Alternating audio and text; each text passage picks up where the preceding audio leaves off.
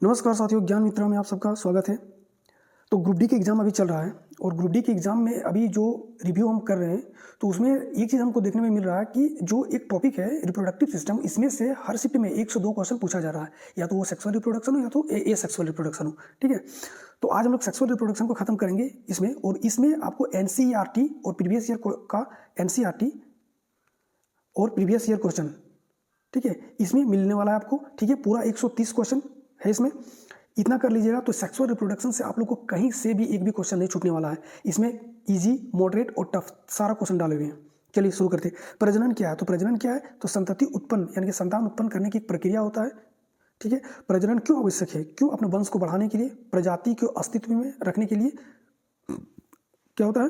प्रजनन की आवश्यकता होता है। ठीक है, चलिए नेक्स्ट, प्रजनन के कितने प्रकार होते हैं? देखिए बेसिकली प्रजनन के 2 प्रकार होते हैं, एक सेक्सुअल रिप्रोडक्शन, एक एसेक्सुअल रिप्रोडक्शन। ठीक है, और एसेक्सुअल रिप्रोडक्शन के भी कई सारे प्रकार होते हैं। ठीक है, तो वो हम लोग नेक्स्ट वीडियो में पढ़ेंगे। ठीक है, इसका आंसर क्या हो जाएगा? 2 तरह का होता है। नेक्स्ट देखो, निम्न में कौन प्रजनन का प्रकार नहीं है? तो सेक्सुअल होता है, एसेक्सुअल होता है और फ्रेगमेंटेशन भी होता है, ट्रांसपोर्टेशन नहीं होता है। ठीक है, इसका आंसर हो जाएगा। जल्दी जल्दी करेंगे, बहुत सारा क्वेश्चन करना है। चलिए नेक्स्ट, अमीबा में कौन सी प्रक्रिया होती है? तो देखिए अमीबा होता है, अमीबा में कौन सी, और ये वाला क्वेश्चन पूछा गया था, क्वेश्चन का क्या पूछने का जो लैंग्वेज था क्या था बता रहे। देखिए पूछा गया था कि निम्न में से किस रिप्रोडक्शन में सबसे ज़्यादा जनसंख्या वृद्धि होती है? तो उसमें हो जाएगा क्या आंसर हो जाता है? एसेक्सुअल रिप्रोडक्शन में। ठीक है, एसेक्सुअल रिप्रोडक्शन, और अमीबा में भी होता है एसेक्सुअल रिप्रोडक्शन का ही एक पार्ट है जिसको हम लोग बोलते हैं क्या? बाइनरी फिजन, बाइनरी द्विविखंडन। एक अमीबा होता है इस तरह से, ये टूट जाता है और 2 बना लेता है इस तरह से। अब ये दोनों फिर टूटेगा, अब ये 4 बना लेगा, और 4 टूटेगा 16, 16 का 32, 32 का, इस तरह से चलता है। ठीक है, तो अमीबा में कौन सा होता है? बाइनरी फिजन होता है। नेक्स्ट देखिए प्लाज्मोडियम, अमीबा में बाइनरी फिजन, प्लाज्मोडियम में मल्टीपल फिजन होता है के द्वारा रिप्रोडक्शन होता है। हाइड्रा में क्या होता है? तो हाइड्रा में बडिंग होता है। हाइड्रा इस तरह से रहता है, यहाँ से एक बडिंग हुआ और ये टूट के गिर गया, अभी अपने आप में एक फिर से हाइड्रा बन गया पूरा, फिर यहाँ पे बडिंग करेगा, फिर टूटेगा, फिर गिरेगा, फिर बना लेगा। ठीक है, तो इसका क्या हो जाता है? बडिंग के द्वारा। ठीक है, उसके बाद आ जाता है स्पायरोगैरा। स्पायरोगैरा में कौन सी प्रक्रिया होती है? रिप्रोडक्शन का कौन सी प्रक्रिया होती है? तो स्पायरोगैरा में जो होता है फ्रेगमेंटेशन के कारण होता है। फ्रेगमेंटेशन के कारण इसका ये टूट जाता है, जैसे कि एक स्पायरोगैरा है। ठीक है, ये यहाँ से टूट गया, ये यहाँ से टूटने के बाद ये अपने आप में फिर से एक स्पायरोगैरा में बना लिया। ठीक है, तो कहीं से भी टूट जाता है, कोई मान लीजिए ब्रांच, अब इस ब्रांच का ये वाला पोर्शन टूट गया, तो फिर अपने आप में ये टूटने के बाद ये अपने आप में ग्रो कर लेगा, तो इसको बोला क्या? फ्रेगमेंटेशन के कारण होता है स्पायरोगैरा में। सब नाम याद रखते जाना। ठीक है, फंजाई यानी फंगस में किसके कारण रिप्रोडक्शन होता है? तो ये होता है स्पोर फॉर्मेशन के कारण, स्पोर बनाता है और फिर ये रिप्रोडक्शन करता है। ठीक है, नेक्स्ट है आलू, पोटैटो किस प्रजनन विधि का उदाहरण है? तो इसका उदाहरण क्या होता है? ये होता है वेजिटेटिव प्रोपागेशन के द्वारा होता है। ठीक है, इसका आंसर हो जाएगा। चलिए नेक्स्ट है टेस्टिस की संख्या कितनी होती है? तो देखिए टेस्टिस जो होता है ना, ये इस तरह से एक एस्क्रोट्रम होता है, इसके अंदर में 2 टेस्टिस पाया जाता है। कितना टेस्टिस होता है? संख्या इसका 2। ठीक है, एस्क्रोट्रम के अंदर में 2 टेस्टिस होता है। ठीक है, नेक्स्ट देखो टेस्टिस कहाँ स्थित होता है? तो अभी हमने बोला कि टेस्टिस कहाँ होता है? एस्क्रोट्रम में होता है। ठीक है, एस्क्रोटम, एस्क्रोटम का प्रमुख कार्य है, देखो एस्क्रोट्रम का जो होता है ना प्रमुख कार्य क्या होता है? ये तापमान कम करता है। हमारे शरीर से स्पर्म बनने के लिए हमारे शरीर से 2 से 2.5 डिग्री कम तापमान चाहिए। ठीक है, और ये बाहर की ओर इस तरह लटका हुआ रहता है एस्क्रोट्रम, और इसके अंदर में होता क्या? टेस्टिस। ठीक है,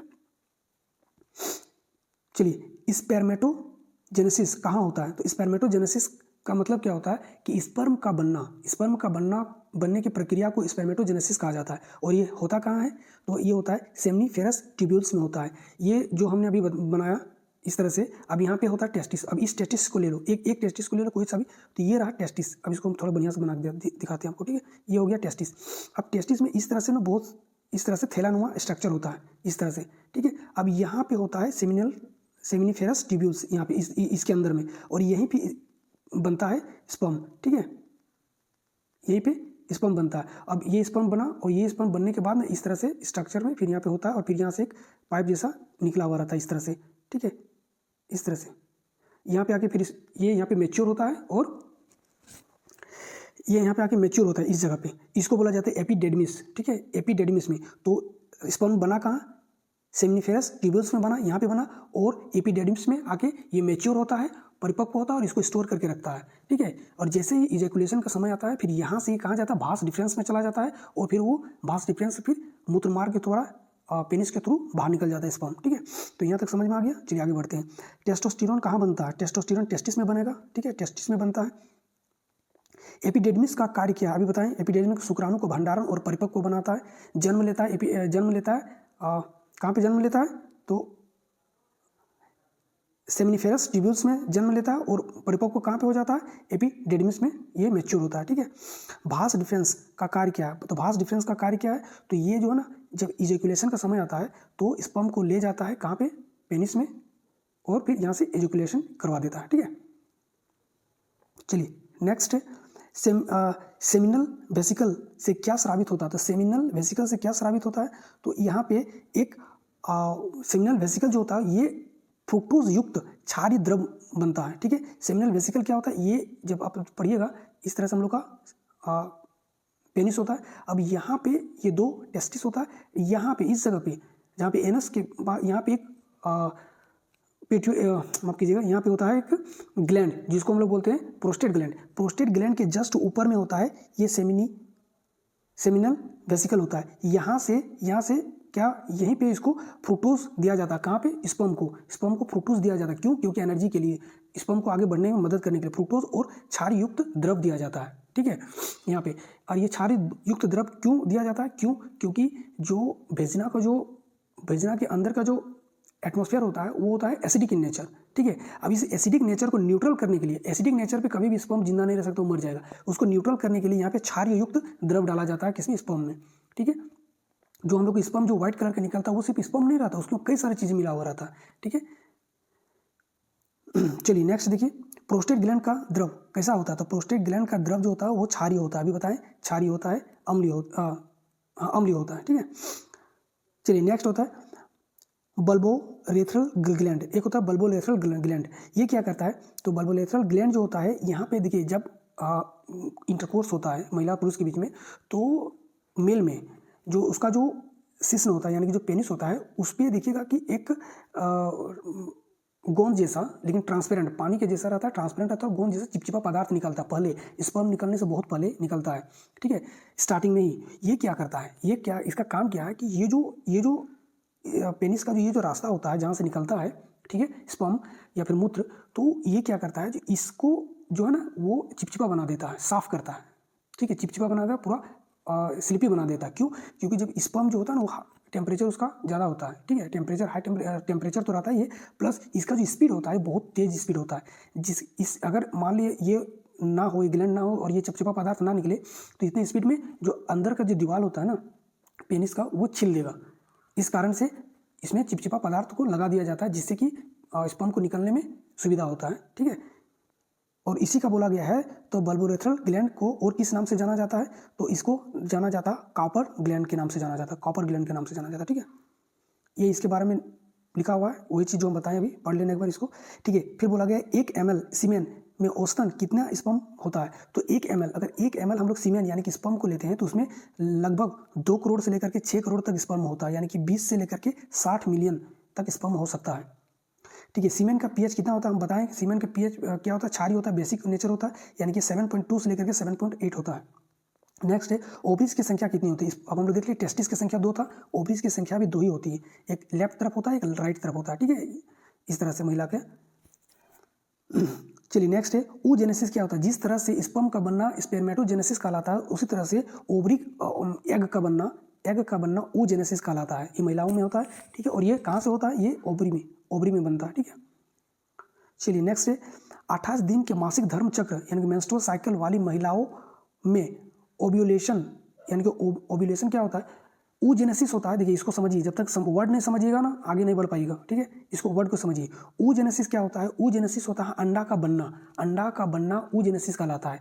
और जो अंडा मेच्योर हो जाता है उसके बाद जो ओवरी से बाहर निकल जाता है अंडा ना, ओवरी के अंदर में अंडा बना, ओवरी के अंदर के बाद जब समय आता है और अंडा जो मेच्योर हो जाता है, जो बाहर निकलता है, उसको बोला जाता है ओव्यूलेशन, ठीक है, उसी को बोला जाता है ओव्यूलेशन बोला जाता है, ठीक है। तो ये जो ओव्यूलेशन होता है कब होता है, तो मासिक धर्म के 14वें दिन में होता है, 14वां दिन में, ठीक है, अंडा निकलता है और फिर ये कहाँ जाता है, फेलोपियन ट्यूब में चला जाता है, ठीक है। नेक्स्ट ओव्यूलेशन किस हार्मोन की वृद्धि से होता है, तो ओव्यूलेशन जो होता है ना वो किस हार्मोन की वृद्धि से होता है, तो एक हार्मोन निकलता है LH हार्मोन, जिसको हम लोग बोलते हैं ल्यूटिनाइजिंग हार्मोन, ठीक है। और इसी की वृद्धि से क्या होता है, ओव्यूलेशन की प्रक्रिया होती है, यानी कि ओवरी से अंडा बाहर निकलता है फर्टिलाइजेशन के लिए, ठीक है। चलिए फर्टिलाइजेशन कहाँ पे होता है, तो अब देखिए यहाँ पे देखिए फर्टिलाइजेशन, अभी जो ग्रुप डी का एग्जाम हो रहा है उसमें फर्टिलाइजेशन से, इसमें फर्टिलाइजेशन बोला गया कि फर्टिलाइजेशन की प्रक्रिया कहाँ होती है, मानव शरीर में कहाँ होती है, इस तरह से रिपीट कर करके क्वेश्चन पूछा गया है। अब हमेशा हम लोग जानते हैं फेलोपियन ट्यूब में होता है, फेलोपियन ट्यूब में होता है। अब फेलोपियन ट्यूब अगर ना दे तो, अगर चेंज कर दिए, फेलोपियन ट्यूब तो इतना बड़ा सा जगह है, ये पूरा इधर लेफ्ट साइड राइट साइड दोनों तरफ आगे होता है फेलोपियन ट्यूब। अब इस पे कहाँ पे होता है, अगर चेंज किया क्वेश्चन तो अब की बार से क्वेश्चन में ये पूछेगा, तो फेलोपियन ट्यूब में एक स्पेशल पार्ट होता है, जगह होता है, जिसको हम लोग बोलते हैं ampulla, ampulla of oviduct. Oviduct भी उसी फेलोपियन ट्यूब को ही बोला जाता है, ओविडक्ट दूसरा नाम है, ठीक है। तो उसी के एम्प्यूला एक जगह होता है जिसमें क्या होता है, फर्टिलाइजेशन की प्रक्रिया होती है स्पेशली। तो अगर आपसे आपके बार पूछेगा कि फर्टिलाइजेशन कहाँ है और कहाँ होता है, और अगर आपको फेलोपियन ट्यूब ना दिया रहे तो आपको मारना है किसको, एम्प्यूला को। एम्प्यूला इसका करेक्ट आंसर हो जाएगा। चलिए नेक्स्ट है फिम्ब्रिया। फिम्ब्री कहाँ पाई जाती है, ठीक है। तो फिम्ब्री जो होता है, फिम्ब्री कहाँ पाई जाती है, तो फिम्ब्री जो होता है वो पाया जाता है, देखिए इसके बारे में थोड़ा सा पहले समझ लीजिए। फेलोपियन ट्यूब जो होता है, गर्भनाल जिसको बोला जाता है फेलोपियन ट्यूब, ठीक, के सिरे पर एक अंडाशय के पास, जो अंडाशय होता है उसके पास जहाँ अंडे को पकड़ के रखता है, ये क्या होता है, फिम्ब्री जो होता है ये क्या होता है, अंडाशय जहाँ पे हो उसी के पास में बनता है, और ये अंडा को पकड़ के रखता है, एग को पकड़ के रखने का काम करता है कौन, फिम्ब्रीन, ठीक है। और इसी को ये कहाँ पाया जाता है, ये पाया जाता है इनफेंडिबुलम में पाया जाता है, ठीक है, इनफेंडिबुलम में पाया जाता है ये, ठीक है। इसके बारे में और भी लिखा हुआ है यहाँ पे, आप लोग पढ़ लीजिएगा। चलिए नेक्स्ट है यूटेरस की भीतरी परत क्या कहलाता है। देखिए यूटेरस जो होता है, हम लोग स्ट्रक्चर जो होता है यूटेरस का, देखिए हम बनाते हैं थोड़ा सा, ये कुछ इस तरह से होता है, ठीक है, नहीं हुआ। नाशपाती आप लोग देखे नाशपाती, तो उल्टा नाशपाती को उल्टा करके रख दो, जिस तरह से स्ट्रक्चर दिखेगा वही होता है यूटेरस का स्ट्रक्चर, ठीक है, इस तरह से होता है। और यहाँ पे जो होता है ये इस तरह का होता है, यहाँ से भेजना स्टार्ट होता है, इधर भेजना का पार्ट हो जाता है, ठीक है। तो यूटेरस की भीतरी परत को क्या कहा जाता है, तो इसके भीतरी परत को बोला जाता है इंडोमेट्रियम बोला जाता है, ठीक है। ये 3 परत से लेके बना होता है। ये जो होता है ना ओवरी, जो महिलाओं का जो होता है यूटेरस 3 लेयर से बना होता है, ठीक है। ये कौन कौन सा लेयर होता है, तो एक लेयर तो हो गया, फिर इसके ऊपर में 2 और 3, ये 3 लेयर से बना होता है। तो सबसे जो अंदर वाला लेयर होता है, अंदर यहाँ पे पूछा गया सबसे भीतरी लेयर, इसको बोला जाता है इंडोमेट्रियम, ठीक है। इंडोमेट्रियम सबका नाम भी लिखा हुआ है, चलिए यहाँ पे एक एक करके पढ़ते हैं सबका, ठीक है। सबसे बाहरी को देखते हैं पहले, ठीक है। सबसे बाहरी जो होता है उसको बोला जाता है प्रीमेट्रियम, ठीक है, जो बाहरी सुरक्षा प्रदान करता है किसको, यूटेरस को। उसके बाद जो होता है, उसके बाद होता है मेयोमेट्रियम। मेयोमेट्रियम क्या होता है, ये बीच वाला लेयर को बोला जाता है मेयोमेट्रियम। ये क्या करता है, ये प्रसव के समय संकुचन करता है और बच्चे को आगे की ओर ठेलता है, ठीक है, धकेलता है। तो इसका काम क्या होता है, ये प्रसव के समय संकुचन का काम कार्य करता है और बच्चे को पुश करता है भेजना की ओर, ठीक है। नेक्स्ट है इंडोमेट्रियम, जो क्वेश्चन में पूछा गया था, सबसे भीतरी दीवार। ये क्या करता है, शिशु को पोषण देता है और मासिक धर्म के दौरान झड़ जाता है।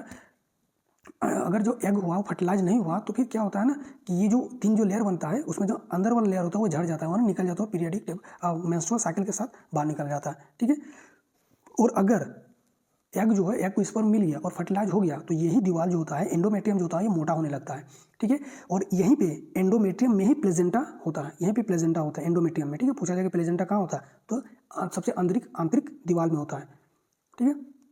चलिए नेक्स्ट है प्रसव के समय कौन सी परत संकुचित होता है। तो अभी हमने बताया था मेसोमेट्रियम जो होता है, बीच वाला जो परत होता है वो संकुचित होता है और बच्चे को आगे की ओर ठेलता है।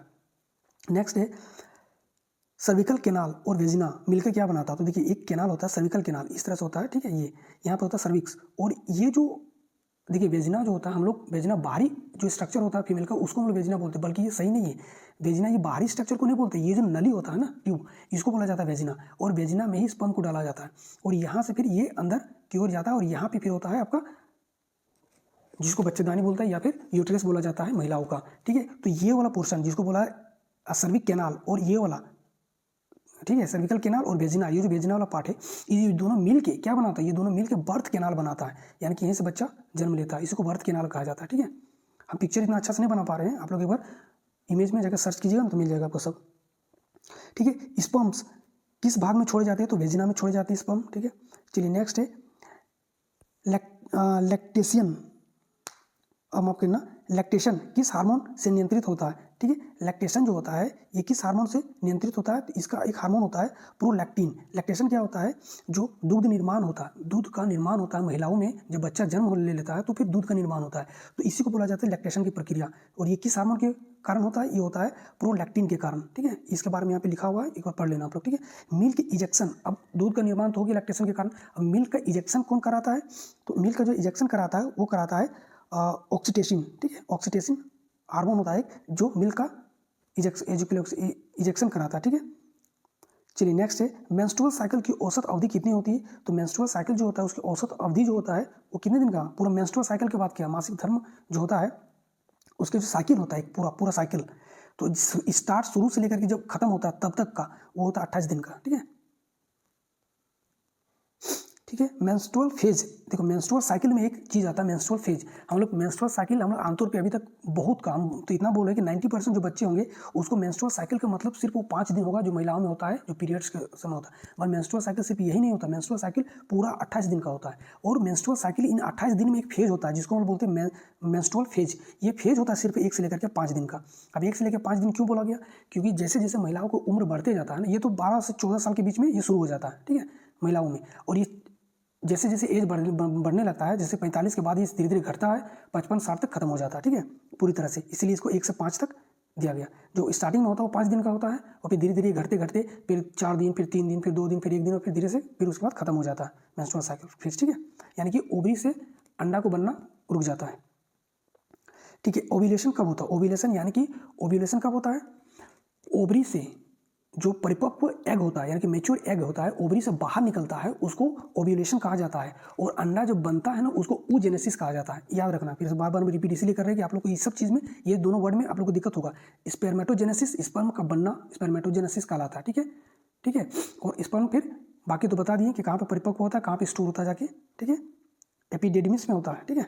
चलिए नेक्स्ट होता है, अच्छा ओव्यूलेशन जो होता है ना ये कब होता है? तो 14 दिन पीरियडिक साइकिल में होता है, उसके 14वें दिन में ओव्यूलेशन यानी कि एग जो होता है, परिपक्व एग जो होता है वो अंडा से ओवरी से बाहर निकल के फैलोपियन ट्यूब में आता है और स्पर्म का वेट करता है फर्टिलाइजेशन के लिए, ठीक है। कॉर्पस ल्यूटियम कौन सा हार्मोन बनाता है? तो कॉर्पस ल्यूटियम कौन सा हार्मोन बनाता है ये आपसे पूछा गया था। तो देखिए ये जो होता है ना एक हार्मोन होता है प्रोजेस्टेरोन हार्मोन, ठीक है, ये बनाता है कॉर्पस ल्यूटियम। ये होता क्या है पहले इसको समझ लेते हैं। तो कॉर्पस ल्यूटियम एक अस्थायी पीले रंग की संरचना है जो हर मासिक धर्म चक्र पे मेंस्ट्रुअल साइकिल के लगभग 14वें दिन ओव्यूलेशन के तुरंत बाद अंडाशय में बनता है, ठीक है। ओव्यूलेशन के तुरंत बाद यानी कि जैसे ओवरी अंडा निकला ओवरी से उसके तुरंत बाद क्या बनने लगता है? कॉर्पस ल्यूटियम बनने लगता है। और लगभग यह 10 से लेकर के 14 दिन तक रहता है जब तक कि गर्भावस्था ना हो जाए। देखिए अगर इस ओवरी अंडा निकल गया और उसी समय कॉर्पस ल्यूटियम बनना शुरू हो जाता है, ठीक है। अब जैसे फर्टिलाइजेशन हो गया तो ये परिपक्व होने लगता है, ठीक है, कौन? कॉर्पस ल्यूटियम परिपक्व होने लगता है। और अगर फिर से स्पर्म अगर एग को नहीं मिला तो ये क्या होता है? फिर से सिकुड़ जाता है और फिर से पीरियडिक टेबल शुरू होने लगता है, ठीक है। पीरियडिक टेबल बोले माफ कीजिएगा, मेंस्ट्रुअल साइकिल शुरू हो जाता है, ठीक है। फर्टिलाइजेशन कहाँ होता है? फिर से हम बोले फैलोपियन ट्यूब में होता है, लेकिन फैलोपियन ट्यूब की एक स्पेशल जगह होता है जिसको हम बोलते हैं एम्पुला, ठीक है। जायगोट किससे बनता है? देखिए जायगोट किससे बनता है इसको आप समझिए, ये चीज़ बहुत जरूरी है समझना, ठीक है। क्या? फर्टिलाइजेशन और जायगोट, ये बहुत सारा बच्चे गलत करेंगे इस चीज़ में। देखिए जब ये रहा एग और ये रहा स्पर्म, ये दोनों आके मिला, ठीक है, जिस प्रोसेस के थ्रू मिला, जिस प्रोसेस, ये जो मिलने का जो प्रोसेस होता है उसको बोला जाता है फर्टिलाइजेशन। और इस प्रोसेस में एक सिंगल सेल बनता है, इस सेल को बोला जाता है जायगोट, ठीक है। जब सिंगल सेल बना इस सेल को बोला जाता है जायगोट। अब यही जायगोट फिर जाके यूट्रस में जाता है और फिर ब्लास्टुला बनता है, ब्लास्टुला से फिर 3 लेयर बनता है, फिर उस तरह से मल्टीपल लेयर होते होते होते होते फिर एक पूरा बेबी का निर्माण करता है, ठीक है। तो जायगोट किससे बनता है? तो शुक्राणु और अंडाणु से मिलकर के बनता है जायगोट, ठीक है। और ये यूनिसेलुलर होता है, याद रखना, कई बार एग्जाम में पूछा गया जायगोट क्या होता है, मल्टीसेलुलर यूनिसेलुलर? तो यूनिसेलुलर होता है, ठीक है। हाँ ब्लास्टुला का बोला जाएगा तो ब्लास्टुला मल्टी सेलुलर होता है, यहाँ से फिर सेल डिवीजन होना शुरू हो जाता है। जायगोट के जो बाद वाला जो सेल बनता है ना, बहुत सारा सेल, उसको बोला जाता है ब्लास्टुला। फिर ये सब हम आगे पढ़ाएंगे। चलिए नेक्स्ट देखिए, इम्प्लीमेंटेशन कहाँ होता है? तो जैसे ही अब एग और अंडा मिल गया, फर्टिलाइजेशन हो गया, जायगोट बन गया, अब ये जो जायगोट होता है लुढ़कते हुए कहाँ जाएगा? कहाँ जाएगा, तो महिला के यूटेरस में आ जाएगा। यूटेरस में 3 लेयर बोले थे हम, ठीक है। तीसरा जो सबसे अंदर वाला लेयर होता है उसको बोला जाता था क्या बोला जाता था, एंडोमेट्रियम, ठीक है। एंडोमेट्रियम आके धस जाएगा। ये जो 3 लेयर है, 1 लेयर 2 लेयर 3 लेयर, तो ये जो तीसरा लेयर है यहाँ पे आके धस जाएगा एंडोमेट्रियम में। ये इस तरह से आके ये जायगोट धस जाएगा और यहीं से पनपना शुरू हो जाएगा और यहीं पे सब कुछ होता है। प्लेजेंटा भी यहीं से बनना शुरू होगा, ठीक है। ये कहाँ पे आके धस जाएगा, एंडोमेट्रियम में। जायगोट कहाँ पे आके चिपक जाता है, एंडोमेट्रियम में। चलिए नेक्स्ट, प्लेजेंटा का मुख्य कार्य क्या है, तो देखिए प्लेजेंटा एंडोमेट्रियम में ही बनता है प्लेजेंटा। और ये प्लेजेंटा जो होता है बच्चे का भोजन, ऑक्सीजन, जितने भी पोषक तत्व है सब कुछ बच्चों को देता है और बच्चे के द्वारा जो भी मलमूत्र छोड़ा जाता है, अवशिष्ट प्रोडक्ट जिसको अवशिष्ट पदार्थ जिसको बोलते हैं, ये सब फिर इसी के थ्रू बाहर निकलता है। तो भ्रूण को पोषण देना यहाँ पे एक दिया गया है, ये सही हो जाएगा। इसके बारे में पूरा यहाँ राम कहानी लिखा हुआ है, आप लोग एक बार पढ़ लेना। चलिए नेक्स्ट देखिए, HCG यानी कि ह्यूमन कोरियोनिक गोनाडोट्रोपिन। देखिए इसका जो नाम होता है ना, थोड़ा आप लोग ठहर के पढ़िएगा क्योंकि नाम थोड़ा बायो में थोड़ा है डिफिकल्ट, ठीक है। ह्यूमन कोरोनियक गोनाडोट्रोपिन कहाँ बनता है, तो देखिए HCG जो होता है ये बनता है हमारा कहाँ पे, तो ये बनता है गर्भनाल, कहाँ पे, प्लेजेंटा में बनता है, ठीक है। HCG जो होता है ये प्लेजेंटा में बनना शुरू हो जाता है, कब, जब महिला प्रेग्नेंट होता है तब। इसके बारे में यहाँ पे लिखा हुआ है, यह मुख्य रूप से गर्भ अवस्था के दौरान प्लेजेंटा के द्वारा बनाने वाला हार्मोन होता है, जिसे प्रेगनेंसी हार्मोन भी कहा जाता है।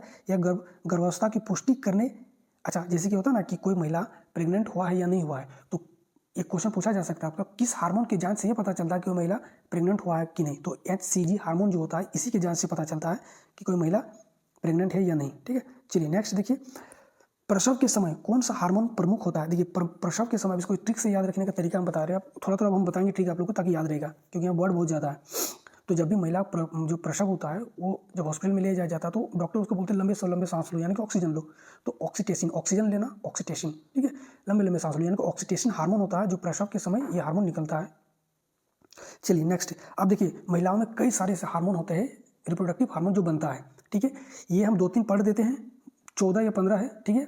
बाकी आप लोग पढ़ के देख लीजिएगा, पूरा मेहनत करके आप लोग के लिए बनाए हैं ये पूरा टेबल के साथ। देखिए क्रम संख्या तो ये छोड़ो, मारो बोली इसको। हार्मोन का नाम, इसका पूरा नाम क्या है, अगर है तो पूरा नाम, उसका स्रोत कहाँ से निकलता है, ये इसका कार्य क्या होता है, इसको अन्य किस नाम से जाना जाता है। तो अन्य किस नाम से 1-2 का याद रख लेना, जो मेन है उसका, बाकी छोड़ देना, ठीक है। बाकी यहाँ पे देख लो, FSH फॉलिकल स्टिमुलेटिंग हार्मोन, इसका नाम है फॉलिकल को परिपक्व बनाता है, स्टिमुलेट करता है। ये निकलता कहाँ से, पिट्यूटरी ग्लैंड से निकलता है। अंडाशय में फॉलिकल को परिपक्व बनाता है, एस्ट्रोजन उत्पन्न करता है। ये कौन सा हार्मोन बनाता है, FSH, ये बनाता है एस्ट्रोजन हार्मोन को उत्पन्न करता है और इसी का नाम होता है गोनाडोट्रोपिन हार्मोन भी इसको बोला जाता है, ठीक है। फिर होता है LH ल्यूटिनाइजिंग हार्मोन, ये क्या करता है, ये पिट्यूटरी ग्लैंड से निकलता है, ठीक है। ओव्यूलेशन कराना इसका काम रहता है। कार्पस ल्यूटियम का निर्माण करता है, ओव्यूलेशन, ओवरी को जो एग को बाहर निकलता है ओवरी से, और उसी समय जैसे बाहर निकलता है और कार्पस ल्यूटियम तैयार होने लगता है, ठीक है। ये इसको भी बोला जाता है गोनाडोट्रोपिन हार्मोन बोला जाता है इसको भी, ठीक है। चलिए और एक हम पढ़ दे रहे, बाकी आप लोग सब कर लेना, ठीक है। GnRH इसको बोला जाता है गोनाडोट्रोपिन रिलीजिंग हार्मोन, ठीक है। ये हाइपोथैलेमस से बनता है, हाइपोथैलेमस के द्वारा जो दिमाग में मस्तिष्क में होता है, हाइपोथैलेमस के द्वारा इसका निर्माण किया जाता है। और FSH और LH जो 2 हार्मोन जो पढ़े हैं उन दोनों को नियंत्रित करने का काम करता है, ठीक है। बाकी यहाँ पे हम धीरे धीरे पार कर दे रहे हैं, आप लोग पॉज करके इसको सबको पढ़ लीजिएगा, ठीक है। एस्ट्रोजन है, प्रोजेस्टेरोन है, HCG है, प्रोलैक्टिन है, ऑक्सीटोसिन है, इनहिबिन है, रिलैक्सेसिन है, HPL है, एल्डोस्टेरोल है, ठीक है, थायरोक्सिन है और एंड्रोजन हार्मोन है, ठीक है। तो ये इसमें 14 हार्मोन है महिलाओं के द्वारा जो रिप्रोडक्टिव हार्मोन है, सबको करना है, कहाँ से निकलता है ये और इसका काम क्या है और इसको किस अन्य नाम से जाना जाता है, ये सब आप लोग एक बार देख लेना, ठीक है। चलिए नेक्स्ट, कॉन्डम किस प्रकार की विधि है, तो कॉन्डम क्या होता है, बैरियर लगा देता है, बैरियर की तरह होता है, स्पर्म को आगे बढ़ने नहीं देता, रोक देता है स्पर्म को, ठीक है।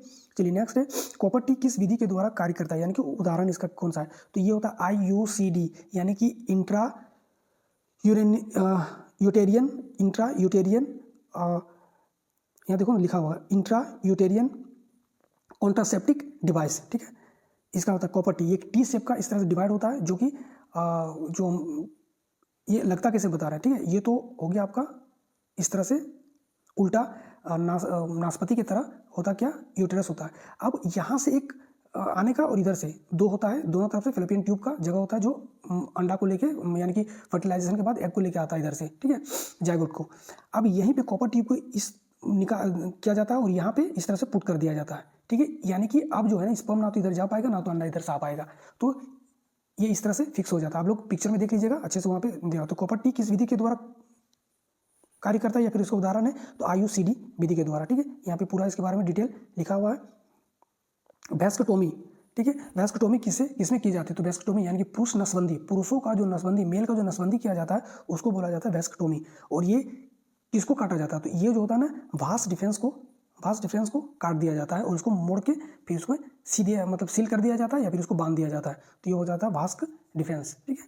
और इसी अगर महिला में बोला जाए तो ये वाला क्वेश्चन पूछा गया था कि जिस तरह से वैस्कोटोमी पुरुषों के द्वारा नसबंदी होता है, इस तरह महिलाओं का नसबंदी को क्या कहा जाता है। इस बार का क्वेश्चन 2025 का क्वेश्चन पूछा गया है ग्रुप डी में, ठीक है। तो इसको बोला जाता है हम लोग ट्यूबेक्टोमी, इसको नाम दिया था, इसको बोला जाता है ट्यूबेक्टोमी। और ट्यूबेक्टोमी में क्या किया जाता है, इसको फैलोपियन ट्यूब को काट के बांध दिया जाता है।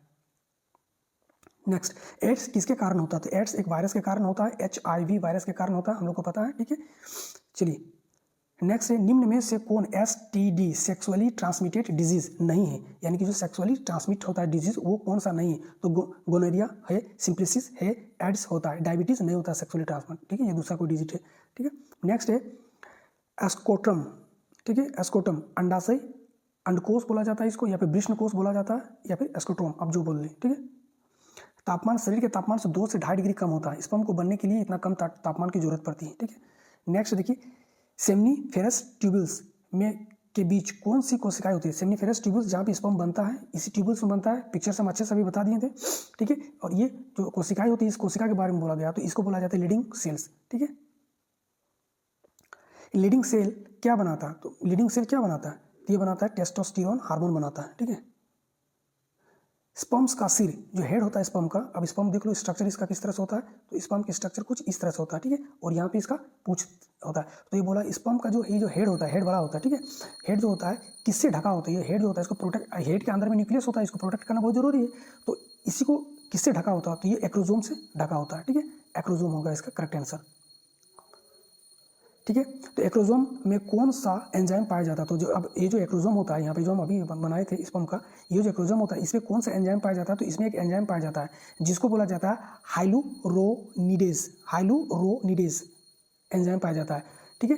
अच्छा इसी में इसका जो पूंछ वाला जो पोर्शन होता है यहाँ पे ही माइटोकॉन्ड्रिया भी पाया जाता है, इसका ये अपना पावर हाउस लेके चलता है, ठीक है। फ्रूक्टोज से इसको मिलता है एनर्जी, ये अपना पावर हाउस लेके चलता है, ठीक है। और जो फर्टिलाइज होता है सिर्फ ये जो होता है इसका जो न्यूक्लियस होता है बस इसका काम यूज किया जाता है, बाकी सब खत्म हो जाता है, ठीक है। चलिए नेक्स्ट बढ़ते आगे, यहाँ पे लिखा हुआ और भी पढ़ लेना आप लोग। चलिए स्पर्म्स का को एनर्जी का सोर्स क्या होता है, तो स्पर्म जो होता है उसका एनर्जी का सोर्स होता है फ्रुक्टोज याद रख लेना, ठीक है। नेक्स्ट स्पर्म की टेल का कार्य क्या होता है, ये गति देता है, इसको भगाता है, गति देता है, ठीक है। इजैकुलेशन की औसत मात्रा कितनी होती है, इजैकुलेशन के समय जो स्पर्म निकलता है वो स्पर्म का जो मात्रा होता है ये पूछा गया कि कितना होता है, तो ये 2 से लेकर के 6 मिलीलीटर होता है। और 1 ml में कितना होता है स्पर्म, अभी हम बता दिए 2 से लेकर के 6 करोड़ तक होता है। अब इसमें 2 से 6 ml निकलता है, काउंट करके बताओ कि कितना जो होता है स्पर्म निकलता है, ठीक है। वैस्कोटोमी में क्या काटा जाता है, अभी हम बता दिए वैस्कोटोमी में क्या काटा जाता है, तो इसको वास डिफेंस को काट दिया जाता है। सेमिनल वेसिकल में द्रव का पीएच कैसा होता है, देखिए सेमिनल वेसिकल जो होता है जहाँ पे सीमेल का बनता है, जब सेमिकल वेसिकल उसमें द्रव का जो पीएच होता है वो होता है कौन सा, क्षारीय होता है, क्योंकि एसिडिक मीडियम में स्पर्म मर जाता है।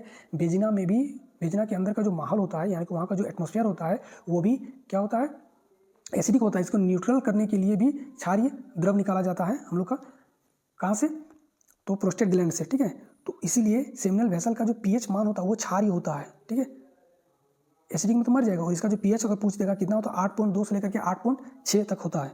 चलिए नेक्स्ट देखिए, ओवेरियन फॉलिकल का सबसे विकसित रूप क्या होता है, तो देखिए ओवेरियन फॉलिकल जो होता है जब ओव्यूलेशन होता है, अंडा जब बाहर निकलता है उसके बाद ओवेरियन फॉलिकल्स बनना तैयार हो जाता है, और इसका जो विकसित रूप होता है उसको बोला जाता है ग्राफियन फॉलिकल बोला जाता है, ठीक है। इसके बारे में यहाँ पे लिखा हुआ है, पढ़ लेना, पढ़ेंगे तो बहुत समय लगेगा, अभी 130 क्वेश्चन करना हमको, ठीक है।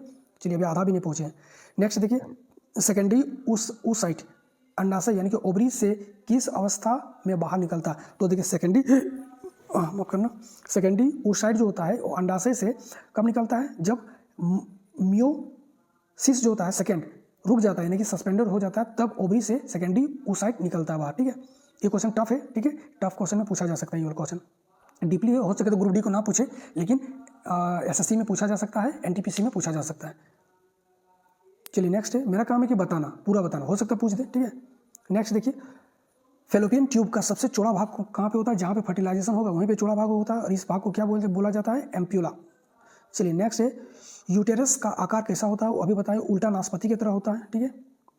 नेक्स्ट है, इंडोमेट्रियम किस प्रक्रिया में झड़ जाता है? इंडोमेट्रियम जो आंतरिक जो लेयर होता है किसका? तो जो बच्चेदानी होता है महिलाओं का, जिसको हम लोग बोलते हैं यूटेरस, यूटेरस का जो आंतरिक लेयर होता है उसको इंडोमेट्रियम कहा जाता है, और ये पीरियडिक टेबल या पीरियडिक साइकिल, माफ कीजिएगा, मेंस्ट्रुअल साइकिल के समय झड़ जाता है। पीरियडिक टेबल रात को पढ़े थे आप लोग को, नोट्स अभी पीरियडिक टेबल का बना रहे हैं, अभी मेरे दिमाग में पूरा वो पीरियडिक टेबल चल रहा है, क्या कोई ना, ठीक है। इंडोमेट्रियम किस प्रक्रिया में झड़ जाता है? तो इंडोमेट्रियम जो है ना वो मेंस्ट्रुअल साइकिल जो पीरियडिक मासिक धर्म जो होता है महिलाओं में उसमें झड़ जाता है, ठीक है। चलिए नेक्स्ट देखिए, प्रेगनेंसी के दौरान कौन सा हार्मोन यूटेरस कॉन्ट्रैक्शन करवाता है? तो कौन सा हार्मोन जो होता है यूटेरस को कॉन्ट्रैक्शन, और इसमें मेसोमेट्रियम जो लेयर था वो सक्रिय था, और इसमें हार्मोन पूछ दिया है कि हार्मोन कौन सा है, तो इसमें कौन सा हार्मोन होता है जो कॉन्ट्रैक्ट करवाता है? तो इसमें होता है प्रोजेस्टेरोन हार्मोन, ठीक है, जो कॉन्ट्रैक्ट करवाता है यूटेरस को जब डिलीवरी का समय होता है तब। हार्मोन ये होता है, और लेयर कौन सा होता है? मेसोमेट्रियम, याद रख लेना। सर्विक्स का कार्य क्या होता है? देखो सर्विक्स का जो कार्य होता है, ठीक है, सर्विक्स का कार्य क्या होता है? अंडा बनाना, भ्रूण बनाना, गर्भ को सपोर्ट करना, गर्भाशय में वेजिना को जोड़ना। देखो सर्विक्स जो होता है, हम अभी बताएं कि गर्भाशय को वेजिना से जोड़ने का काम होता है सर्विक्स का, ठीक है। वेजिना का पीएच कैसा होता है? तो हम बोले थे वेजिना के जो अंदर का जो एटमॉस्फेयर होता है वो रहता है एसिडिक, यानी कि 4 से 5 होता है इसका पीएच मान। नेक्स्ट होता है, प्रेगनेंसी टेस्ट में किस हार्मोन की जांच किया जाता है? अभी बताएं, पूरा टेबल बना के दे दिए थे, ये क्वेश्चन एसएससी में पूछा गया है, याद रखना। एसएससी में क्वेश्चन पूछा गया है, रेलवे शायद एनटीपीसी में भी पूछा होगा, नहीं पता, लेकिन एसएससी में क्वेश्चन कई बार पूछा गया है। इसका आंसर क्या हो जाएगा? HCG हार्मोन हो जाएगा, ठीक है, ह्यूमन कोरियोनिक गोनाडोट्रोपिन हार्मोन, ठीक है। चलिए नेक्स्ट, मेमरी ग्लैंड यानी कि जो दुग्ध उत्पादन करता है उसको बोला जाता है मेमरी ग्लैंड, ठीक है। ये किसका रूपांतरित होता है? ये जो होता है ना स्वेट ग्लैंड का रूपांतरित हो जाता है मेमोरियन ग्लैंड में, ठीक है। नेक्स्ट देखिए, फोलिकुलर फेज में कौन सा हार्मोन सबसे अधिक निकलता है? देखिए फोलिकुलर फेज होता है, इसको जानने से पहले सबसे पहले तो आप लोग को ना जो मेंस्ट्रुअल साइकिल होता है महिलाओं में, यानी कि मासिक धर्म, ये 28 दिन का होता है, ठीक है। ये पूरा साइकिल होता है 28 दिन का। इस 28 दिन जो होता है ये 4 फेज में कंप्लीट होता है। ये चारों फेज को अगर जान जाओगे ना तो ये सब क्वेश्चन उड़ा दोगे आप लोग, ठीक है। चलिए तो इस क्वेश्चन को छोड़ो, अभी आप लोग को तुरंत पता चलेगा ये क्या है, क्या था। फोलिकुलर फेज में कौन सा हार्मोन बनता है? अभी चलो देखो, सबसे पहला फेज जो होता है जो 1 से लेकर के 5 दिन का होता है, 1 से लेकर के 5 दिन का होता है। इस फेज में क्या होता है उसको बोला जाता है मेंस्ट्रुअल फेज। पहला फेज को बोला जाता है मेंस्ट्रुअल फेज। इसमें रक्तस्राव होता है, इंडोमेट्रियम को झड़ जाता है, और एस्ट्रोजन और प्रोजेस्टेरोन बनना कम हो जाता है, ठीक है। दूसरा जो है वो होता है आपको फोलिकुलर फेज, जो आपसे पूछा गया था। फोलिकुलर फेज में कौन सा हार्मोन बनता है? एस्ट्रोजन, जो आपका आंसर हो जाता है उसका एस्ट्रोजन, ठीक है, इसका आंसर हो जाता है, ठीक है। ये कब से कब तक? 6 से लेकर के 14वां दिन तक चलता है ये। इसमें FSH hormone, follicular stimulating hormone बढ़ने लगता है, ठीक है, और ग्रेफिन फोलिकल बनता है, दोनों बनता है, ठीक है। एस्ट्रोजन हार्मोन बनता है, और इंडोमेट्रियम मोटा होने लगता है, ठीक है। क्यों? क्योंकि इस समय जो होता है ना, ये जो फेज होता है ये ओवरी से एग निकलता है और फेलोपियन ट्यूब में जाके रुक जाता है, ठीक है। इसमें क्या होता है? एंडोमेट्रियम जो मोटा होने लगता है, अगर फिर से स्पर्म नहीं गया और फर्टिलाइज नहीं हुआ तो फिर से ये टूट जाता है, झड़ जाता है, जिसको बोलते हैं, और फिर पीरियडिक से जो पीरियड होता है वो पीरियड के थ्रू बाहर निकल जाता है। चलिए नेक्स्ट, ओव्यूलेशन कब होता है? तो ओव्यूलेशन होता है 14वें दिन में। 14वें दिन में ओवरी से अंडा निकलता है और फेलोपियन ट्यूब में जाता है, ठीक है, और इस पर LH ल्यूटेनाइजिंग हार्मोन, ठीक है, ये बाहर निकलता है, अंडा को निकालने में मदद करता है, ठीक है। चलिए नेक्स्ट देखिए, चौथा जो फेज है वो होता है ल्यूटियल फेज, ठीक है। ल्यूटियल फेज होता है, इसको चौथा फेज बोला जाता है, और ये होता है 15 से लेकर के 28वें दिन के बीच में, ठीक है। कार्पस ल्यूटियम बनता है, एक अस्थायी संरचना है जो अंडाशय ओवरी में बनता है, खासकर के ओव्यूलेशन अंडा निकलने के बाद, ठीक है, और गर्भावस्था के लिए गर्भाशय यानी कि यूट्रस को तैयार करने के लिए प्रोजेस्टेरोन हार्मोन भी यही बनाता है, ठीक है। बाकी इसको पढ़ लेना, मेन जो था इसको पढ़ दिए हम। ल्यूटियल फेज में कौन सा हार्मोन बढ़ जाता है? तो ल्यूटियल फेज में हम बोले थे अभी कि प्रोजेस्टेरोन हार्मोन जो है अभी बताएं बढ़ जाता है, ठीक है। नेक्स्ट है मेंस्ट्रुएशन, यानी कि जो पीरियडिक टेबल होता है, पीरियड जो होता है महिलाओं में, मेंस्ट्रुएशन किन हार्मोन के कम होने से शुरू हो जाता है? तो 2 हार्मोन होता है इसमें, एक होता है एस्ट्रोजन और एक होता है प्रोजेस्टेरोन। ये दोनों हार्मोन अगर कम हो जाएगा तो फिर इसमें पीरियड मेंस्ट्रुअल साइकिल शुरू हो जाता है। चलिए नेक्स्ट देखिए, कॉर्पस ल्यूटियम नष्ट होने पर क्या होता है? तो कार्पस ल्यूटियम जब ओव्यूलेशन के बाद बनना शुरू हो जाता था, ठीक है, ओवरी में, और फिर ये नष्ट हो जाता है। ये नष्ट होगा कब होगा? जब देखेगा कि जब फर्टिलाइजेशन नहीं हुआ तो फिर धीरे धीरे सिकुड़ के खत्म हो जाता है, ठीक है, सिकुड़ जाता है। कब होगा? जब उसमें से पीरियड नहीं होगा महिलाओं में, तब ये खत्म हो जाता है, ठीक है। Next proliferative phase. अब देखिए एक फेज होता है प्रोलीफेरेटिव फेज, किसका दूसरा नाम है? तो 4 फेज हम बताए थे अभी पीरियड मेंस्ट्रुअल साइकिल का, 4 फेज मासिक धर्म का। इन 4 फेज में प्रोलीफेरेटिव फेज जो होता है ये होता है फॉलिकुलर फेज का ही दूसरा नाम होता है। फॉलिकुलर फेज का ही दूसरा नाम है प्रोलीफेरेटिव फेज, ठीक है। चलिए नेक्स्ट देखिए, फर्टिलाइजेशन किस जगह पे होता है? एम्पुला। एम्पुला में भी एक स्थान होता है जिसका खास करके बोलता है स्टेमस जंक्शन में होता है, फॉलिकल ट्यूब में होता है ये सब चीज़, ठीक है। फेलोपियन ट्यूब, माफ करना, फेलोपियन ट्यूब के एम्पुला में कहाँ पे? स्टेमस जंक्शन में। चलिए नेक्स्ट है, क्लीवेज के बाद बनने वाला ठोस गोला क्या कहलाता है? देखिए क्लीवेज के बाद जो बनता है ना ठोस गोला, पहले तो हम क्या बना? फर्टिलाइजेशन हुआ, फर्टिलाइजेशन के बाद क्या बना? जाइगोट बना। जाइगोट के बाद जो एक मल्टीपल, ये जाइगोट तो होता है यूनिसेलुलर होता है, मल्टीपल सेल बनता है जिसको ब्लास्टुला कहते हैं। तो यही बोला जाता है क्लीवेज के बाद बनने वाला जो ठोस गोला होता है उसको क्या बोला जाता है? उसको बोला जाता है मोरुला, ठीक है। भ्रूण के शुरुआती कोशिका विभाजन यानी जाइगोट से ब्लास्टुला बनता है और यही गोला टाइप बनता है जिसको बोला जाता है मोरुला, ठीक है। ठीक है, ब्लास्टोसाइट जो ब्लास्टुला बनता है उसको ब्लास्टोसाइट प्रक्रिया को बोला जाता है। ब्लास्टोसाइट के इनर सेल मास क्या होता है? तो इनर सेल मास को ही हम लोग बोलते हैं इम्ब्रियो। अब ब्लास्टुला हुआ, ठीक है, ब्लास्टोसाइट में ब्लास्टुला बना, मतलब ब्लास्टुला के बनने की प्रक्रिया को ब्लास्टोसाइट कहा जाता है। तो ब्लास्टुला जो होता है उसका जो इनर मास सेल होता है उसी को बोला जाता है इम्ब्रियो। जाइगोट जो होता है यूनिसेलुलर होता है, इम्ब्रियो जो होता है ये मल्टी सेलुलर होता है, ये याद रख लेना, ठीक है। तो इम्ब्रियो बन जाता है। नेक्स्ट देखो, इम्प्लांटेशन कब होता है? तो देखिए स्पर्म और ओवरी दोनों, मतलब एग, स्पर्म और एग दोनों फर्टिलाइज हो गया। फर्टिलाइज होने के बाद 6 से 10 दिन के बाद इम्प्लामेंटेशन होता है, यानी कि जो यूट्रस होता है यूट्रस में आकर के इंडोमेट्रियम में होता है उसमें जाके चिपक जाता है, ठीक है, जाइगोट। चलिए नेक्स्ट देखिए, गैस्ट्रुलेशन में कितने जर्म लेयर बनता है? देखो गैस्ट्रुलेशन में कितने जर्म लेयर बनता है, ये बहुत इंपॉर्टेंट है, वेरी वेरी इंपॉर्टेंट कर लेना इसको ना, कई बार एग्जाम में पूछा गया ये वाला क्वेश्चन। तो ये क्वेश्चन मतलब इस क्वेश्चन के अंदर से भी पूछा गया, देखिए इसमें बहुत सारा क्वेश्चन भी बनेगा। तो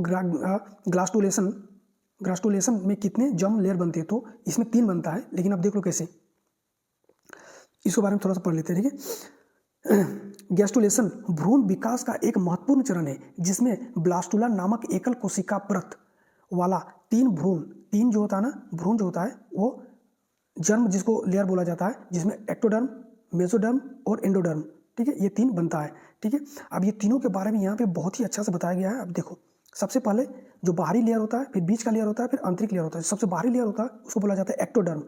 अब यही जो 3 लेयर जो जर्म लेयर होता है इसी से ही हमारा पूरा शरीर विकास हुआ है, इसी के द्वारा, ठीक है। और ये कई बार एग्जाम में पूछा जाता है कि कहाँ से कौन सा ऑर्गन बनता है, ठीक है। देखो एक्टोडर्म में सबसे बाहरी परत होता है, इससे त्वचा, तंत्रिका यानी कि नर्वस सिस्टम और बाल बनता है, बाहरी जो स्ट्रक्चर होता है वो बनता है। फिर आ जाता है मेसोडर्म। मेसोडर्म में क्या होता है? इसमें बीच का परत जिसमें मांसपेशियां, हड्डी, रक्त और हृदय होता है। कौन कौन सा? मांसपेशियां, हड्डी, रक्त और हृदय होता है। फिर आ जाता है एंडोडर्म। एंडोडर्म में सबसे भीतरी जैसे कि पाचन तंत्र हो गया, ठीक है, लीवर हो गया, श्वसन तंत्र हो गया, ये सारा बनता है एंडोडर्म में, ठीक है। अब यही सब देखो कितना सारा क्वेश्चन है, अभी सब क्वेश्चन को करो। मेसोडर्म में क्या बनता है? तो मेसोडर्म में बीच वाला में क्या बनता है? मसल्स बनता है, हड्डी बनता है, रक्त बनता है, हार्ट बनता है, ये सब चीज़ बनता है, ठीक है। एक्टोडर्म में क्या क्या बनता है? एक्टोडर्म में जो आंतरिक अंग होता है जिसमें लीवर हो गया, स्प्लीन हो गया, पेनक्रियाज हो गया, ठीक है, ये सब चीज़ बनता है एक्टोडर्म में ना, माफ कीजिएगा, एक्टोडर्म में बाहरी, इंडोडर्म नहीं, एक्टोडर्म पूछा है, यानी कि बाहरी लेयर को पूछा है। बाहरी लेयर में क्या क्या बनेगा? स्किन बनेगा, नर्वस सिस्टम बनता है, बाल बनता है, ठीक है, ये सब बनता है। और यहाँ पे दिया है इंडोडर्म। इंडोडर्म में कौन सा अंग बनता है? तो जिसमें लीवर हो गया, ब्रेन, बोन, किडनी, ये सब तो नहीं होता, ठीक है, लीवर हो गया, स्प्लीन हो गया, ठीक है, पेनक्रियाज हो गया, ये सब चीज़ बनता है किसमें? एंडोडर्म में। चलिए प्लेजेंटा किस प्रकार की संरचना होता है? तो प्लेजेंटा जो होता है ना ये दोनों टाइप का काम करता है, इंडोक्राइन और एक्सोक्राइन, ये दोनों ही काम करता है, ठीक है, ठीक है। इम्ब्रियो को ऑक्सीजन कौन प्रदान करता है? तो ऑक्सीजन हो गया, खाना हो गया, या फिर वेस्ट प्रोडक्ट को बाहर निकालना, सब प्लेजेंटा करता है, प्लेजेंटा, ठीक है। प्लेजेंटा कहाँ लगा होता है? एंडोमेट्रियम में लगा रहता है यूट्रस का, ठीक है। चलिए नेक्स्ट देखिए, प्रेगनेंसी के दौरान कौन सा हार्मोन यूटेरस की लाइनिंग को बनाए रखता है, यानी कि जो बच्चादानी होता है जिसको हम लोग गर्भाशय बोलते हैं, गर्भाशय के लाइनिंग को प्रेगनेंसी के दौरान कौन सा हार्मोन है जो बनाए रखता है? तो कौन सा हार्मोन होता है? गर्भाशय के द्वारा, प्रेगनेंसी के द्वारा, याद रखना, पौ से प्रेगनेंसी, पौ से प्रोजेस्टेरोन, ठीक है, प्रोजेस्टेरोन हार्मोन बनाए रखता है इसको, लाइनिंग को, ठीक है। अम्बिलिकल कोड, अम्बिलिकल कोड क्या होता है? अब इसको जरा समझना, प्लेजेंटा और अम्बिलिकल कोड में आप लोग ना खो जाओगे, फिर वही वाला हाल हो जाएगा, ठीक है, जैसे फर्टिलाइजेशन और जैगोट में हुआ था। तो देखिए, प्लेजेंटा हो गया, एक हो गया अम्बिलिकल कोड, और एक हो गया एंडोमेट्रियम, ठीक है। तो सबसे यूटेरस का जो सबसे अंदर वाला जो आंतरिक जो लेयर होता है जिससे बनता है वो, उसको बोला जाता है एक्टोडर्म। एक्टोडर्म में ही प्लेजेंटा रहता होता है, ठीक है, एक्टोडर्म में प्लेजेंटा होता है, और इस प्लेजेंटा से एक नली टाइप का स्ट्रक्चर बनता है, जिससे बच्चे को नहीं देखते, जब बच्चा डिलीवरी हो जाता है तो उसको नली को एक निकलता आँत जैसा रहता है, उसको काट के फिर उसमें क्लिप लगा दिया जाता है, ठीक है। तो यही जो नली होता है ना, ये नली जैसे स्ट्रक्चर जो रास्ता है, उसको बोला जाता है अम्बिलिकल कोड। यही अम्बिलिकल कोड, खाना फूड सब इसी से जाता है, इसी रास्ते के थ्रू जाता है, ठीक है। अगर हम लोग ये बोल दें कि ये जो प्लेजेंटा है, ये प्लेजेंटा एक स्टेशन है, और अम्बिलिकल कोड जो होता है ये रोड की तरह काम करता है, सड़क की तरह काम करता है, ठीक है, जो कि बच्चे तक लेके जाता है खाना फूड को, ठीक है। यहाँ तक समझ में आ गया? तीनों चीज़ समझा दी, बढ़िया से समझ में आ गया होगा। तो अम्बिलिकल कोड का मुख्य कार्य क्या होता है? तो माँ से भ्रूण तक पोषण पहुँचाना, ठीक है, माँ से भ्रूण तक पोषक तत्वों को पहुँचाना, और इसी के थ्रू फिर अवशिष्ट पदार्थ को भी आ जाता है। तो आप बोलेंगे सब प्लेजेंटा में बताए थे, आप फिर अम्बिलिकल कोड कहाँ से गए? तो अम्बिलिकल कोड प्लेजेंटा दोनों में बता दिए, क्लियर कर दिए, ठीक है। चलिए, प्रेगनेंसी के दौरान किस हार्मोन की जांच से भ्रूण की आयु पता चलता है? इसको हम अभी बताए थे आप लोग को, कौन सा होता है? तो ह्यूमन कोरियोनिक गोनाडोट्रोपिन, गोनाडोट्रोपिन, ठीक है, ह्यूमन कोरियोनिक गोनाडोट्रोपिन हार्मोन होता है, जिससे पता चलता है कि प्रेगनेंसी है या नहीं, ठीक है। नेक्स्ट देखिए, लेबर पेन, जिसको डिलीवरी के समय जो पेन होता है उसको बोला जाता है लेबर पेन, ठीक है। किसके कारण होता है? तो लेबर पेन जो होता है ये ऑक्सीटोसिन हार्मोन के कारण होता है, ठीक है। चलिए, नेक्स्ट है बर्थ कैनाल क्या है? तो बर्थ कैनाल अभी बताएं, तो सर्विक्स और वेजिना से मिलकर बनता है बर्थ कैनाल। गर्भ निरोधक गोलियां यानी कि कॉन्ट्रासेप्टिक पिल्स में कौन सा हार्मोन होता है? तो ये सिंथेटिक प्रोजेस्टेरोन हार्मोन होता है, इसमें सिंथेटिक प्रोजेस्टेरोन हार्मोन ये वाला होता है। चलिए, नेक्स्ट है कॉपर टी क्या करता है? तो कॉपर टी जो होता है ना, इम्प्लीमेंटेशन को रोकता है, ठीक है, यानी कि इम्प्लीमेंटेशन को रोकता है। चलिए, नेक्स्ट क्वेश्चन आप देखते हैं। अरे यार,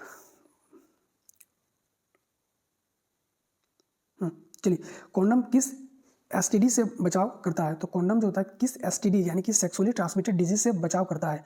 तो गोनोरिया से बचाव करता है, only gonorrhoea, only AIDS, HIV plus all STD. तो इसका आंसर करेक्ट हो जाएगा यहाँ पे ये वाला, ठीक है। एचआईवी से तो बचाता ही है, साथ ही साथ जितने भी सेक्सुअली ट्रांसमिटेड डिजीज होता है इन सब से बचाता है कौन? कॉन्डम, ठीक है। चलिए, नेक्स्ट क्या है? ट्यूबेक्टोमी, ट्यूबेक्टोमी में क्या काटा जाता है? तो ट्यूबेक्टोमी एक होता है वैस्क्टोमी और एक होता है ट्यूबेक्टोमी। ट्यूबेक्टोमी किसमें होता है? महिलाओं में होता है, और इसमें फैलोपियन ट्यूब को काट दिया जाता है। क्वेश्चन रिपीट हो गया है।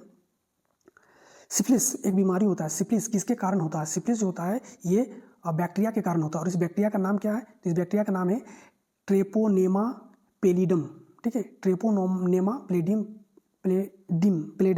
ठीक है, पेलिडम, ट्रेपोनोमा पेलिडम जो होता है एक बैक्टीरिया होता है जिसके कारण सिफिलिस बीमारी जो होता है वो होता है, और ये क्या होता है?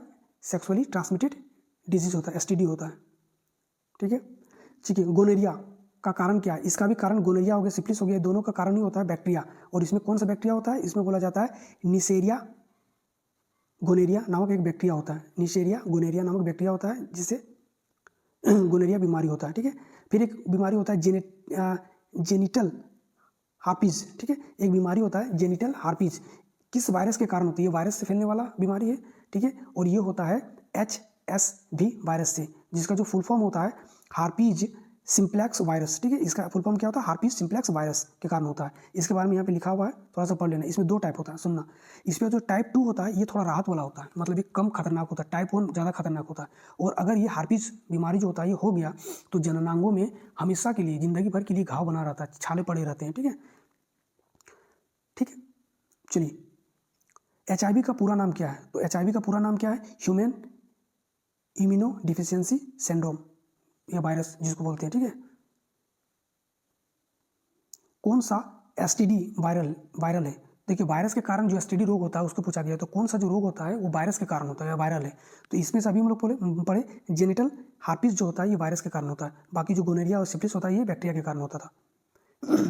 चलिए 16वां क्वेश्चन है यहाँ पे, पुरुषों में शुक्राणु का परिपक्व होना किस अंग में होता है। तो शुक्राणु का परिपक्व होना, शुक्राणु बनता कहाँ है और शुक्राणु परिपक्व होता है कहाँ पे, एपिडिडमिस में परिपक्व हो जाता है। ठीक है, ये एपिडिडमिस इसका करेक्ट आंसर हो जाएगा। परिपक्व होने का कहाँ पे होता है, एपिडिडमिस में। ठीक है, पुरुषों में टेस्टोस्टेरोन किस कोशिका द्वारा बनता है। तो पुरुष में जो टेस्टोस्टेरोन होता है किस कोशिका, तो लीडिंग सेल के द्वारा बनता है टेस्टोस्टेरोन हार्मोन।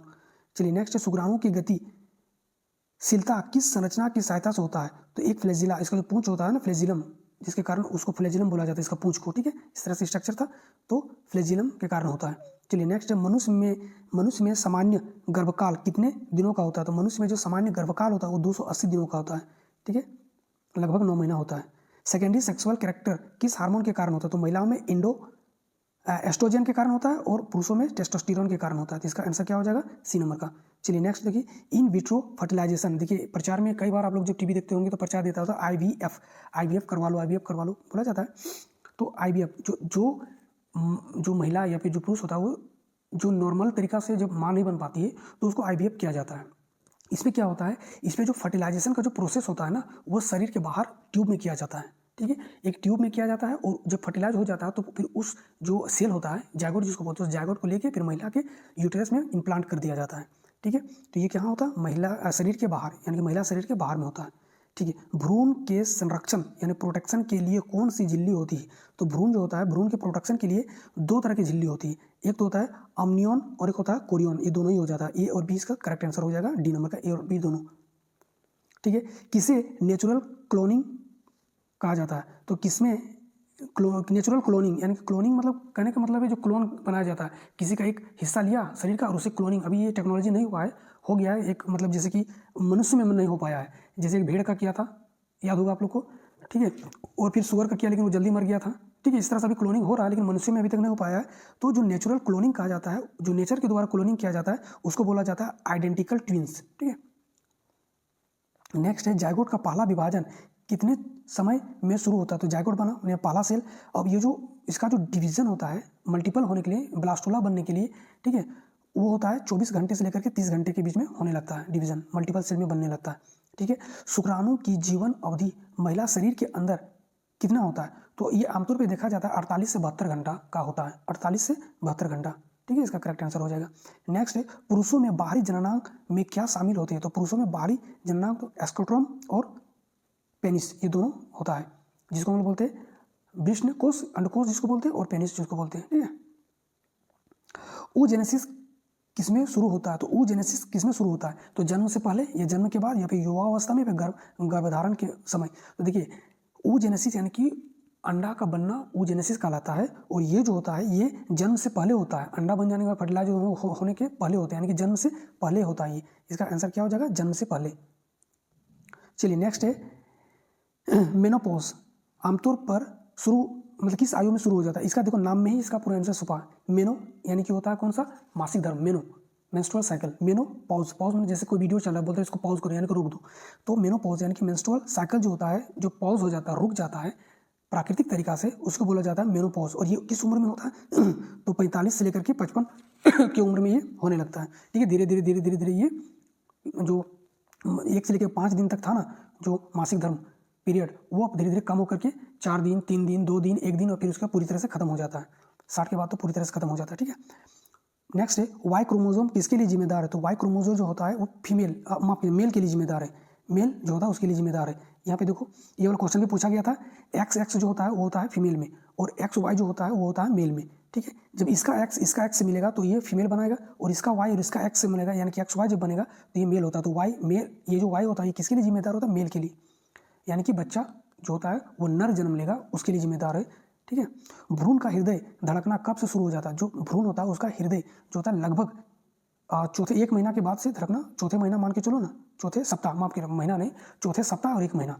ठीक है, तो 114 क्वेश्चन तो ऐसे हो गया। एक्स्ट्रा जो फैक्ट में बताए हैं बाकी मिला दो तो 130 के 150 क्वेश्चन हो जाएगा। ठीक है, बाकी जो जितने भी हम महिला का जो सेक्सुअल जो हार्मोन होता है वो सब लिखवा दिए हैं, एक बार पढ़ लेना।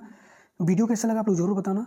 सेक्सुअल रिप्रोडक्शन हो गया, ए सेक्सुअल रिप्रोडक्शन हम बहुत जल्दी लेके आ रहे हैं, ठीक है, आप लोग के लिए, ठीक है, क्योंकि दोनों में ही देखिए ना, एक में ही इतना, और इसमें भी हमको लग रहा है बहुत सारा क्वेश्चन छूटा हुआ होगा, तो उसमें अगर कम क्वेश्चन मिलेगा तो उसी में हम ऐड कर देंगे ए सेक्सुअल में।